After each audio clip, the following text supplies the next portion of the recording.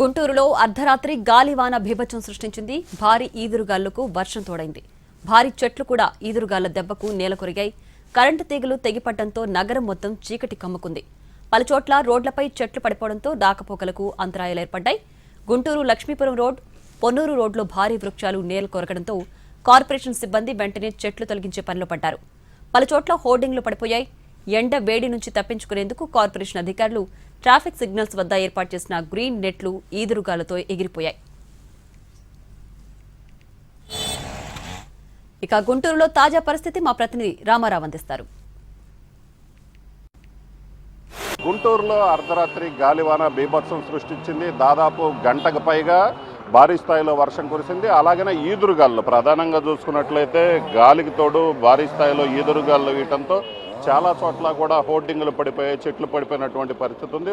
ప్రస్తుతం మనం విజువల్స్లో చూడొచ్చు. గుంటూరులోని లక్ష్మీపురం ప్రధాన రహదారి ఇక్కడ చూసుకున్నట్లయితే భారీ వృక్షం కూడా పూర్తిగా ఈదురుగాలుల ఆ బీభత్సానికి రోడ్డు మీద పడిపోయినటువంటి దృశ్యాలు అయితే మనం చూడొచ్చు. దీంతో లక్ష్మీపురంలో రాకపోకలకు కూడా తీవ్ర ఇబ్బంది కలిగింది. ఒక పక్క చూసుకున్నట్లయితే కంప్లీట్గా ఒక రోడ్డుకు ఒక పక్క అయితే మాత్రం కంప్లీట్గా నిలిచిపోయాయి. రెండో పక్క కొద్దిగా టూ వీలర్స్ వెళ్ళడానికి కొంత పరిస్థితి ఉంది. ఏదైతే భారీ చెట్లు కూలిపోవడంతో కేబుల్స్ అన్నీ కూడా తెగిపోయినటువంటి పరిస్థితి ఉంది. దీంతో చాలా చోట్ల కూడా విద్యుత్తుకు సంబంధించి చూసుకున్నట్లయితే భారీ స్థాయిలో అంతరాయం కలిగింది. దాదాపు రాత్రి సమయంలో అర్ధరాత్రి రెండు గంటల వరకు కూడా నగరంలో చాలా చోట్ల కూడా ఏదైతే కరెంటు లేనటువంటి పరిస్థితి ఇది. దాదాపు నగరం మొత్తం కూడా అంధకారంలో నిలిచిపోయినటువంటి పరిస్థితి ఉంది. మొత్తం కంప్లీట్గా ఎక్కడా కూడా ఏ ప్రాంతంలో కూడా కరెంటు సరఫరా జరగలేదు.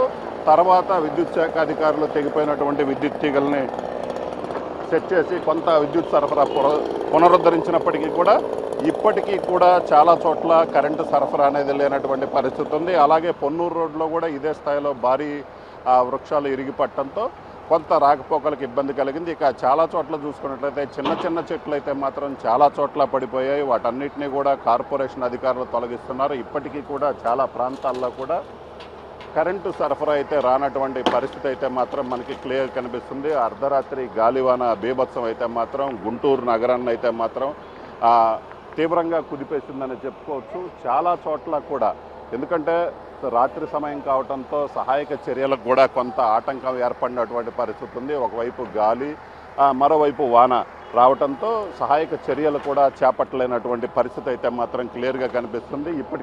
ఇప్పుడే ఏదైతే కార్పొరేషన్ అధికారులు రాకపోకలు పునరుద్ధరించేందుకు కూడా అన్ని ఏర్పాట్లు చేస్తున్నారు. ప్రత్యేక బృందాలు ఏదైతే ఉన్నాయో అవన్నీ కూడా ఎక్కడికక్కడ రోడ్ల మీద పడిపోయినటువంటి చెట్లన్నింటినీ తొలగించి మళ్ళీ రాకపోకలు యథావిధిగా ఉండేలాగా కృషి చేస్తున్నారు. దీంతో పాటు చూసుకున్నట్లయితే ఎక్కడైతే కరెంటు సరఫరా లేదో చాలా చోట్ల కూడా కరెంటు తీగలు తెగిపోయినటువంటి పరిస్థితి ఉంది. ఇలాగ చెట్లు పడిపోవడంతో కరెంటు తీగలు కూడా తెగిపోయాయి. చాలా చోట్ల విద్యుత్ సరఫరా కూడా రానటువంటి పరిస్థితి ఉంది. సో దీంతో విద్యుత్ శాఖ అధికారులు ఏదైతే యుద్ధ ప్రాతిపదికన కరెంటు సరఫరా పునరుద్ధరించేటువంటి చర్యలు అయితే చేపట్టారు. మొత్తం మీద అయితే మాత్రం అర్ధరాత్రి వీచినటువంటి ఈదురుగాలులు భారీ వర్షంతో మాత్రం పూర్తిగా అనేక రకమైన ఇబ్బందులు, హోర్డింగ్స్ చాలా చోట్ల పడిపోయినటువంటి పరిస్థితి మాత్రం కనిపిస్తుంది. కెమెరామెన్ నాగరాజ్తో రామారావు, ఎన్టీవీ, గుంటూరు జిల్లా.